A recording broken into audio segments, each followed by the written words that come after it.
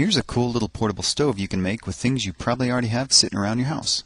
First, you'll need a couple of cans of soda. Make sure there's no bumps or dents in the bottom.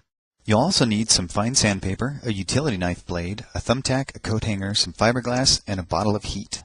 Use the sandpaper to remove the paint off the bottom couple of inches of both cans. Open the first can and pour out the contents. Using a book to hold the utility blade, carefully cut off the bottom inch of the first can, and then use the sandpaper to smooth out the sharp edge. Use the second can to stretch out the lip of the bottom half of your stove. Now just add some fiberglass and your bottom half is done. Make the top of your stove the exact same way. Before assembling the two pieces, you'll need to use the thumbtack to create a fill hole in the top half.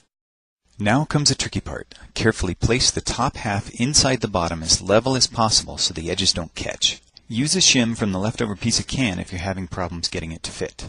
Once you have it lined up, squeeze it together as tightly as you can get it.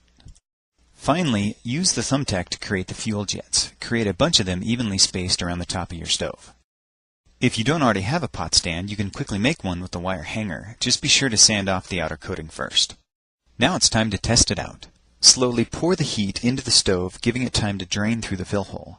It doesn't take very much. A few tablespoons is enough to boil a pot of water. This type of can stove must be preheated for a second before the vapor pressure will sustain the jets. Once it's lit, put the pot stand over it and then you're ready to cook. So whether you're camping or just forgot to pay the electric bill, now you can make a tiny stove even MacGyver would be proud of.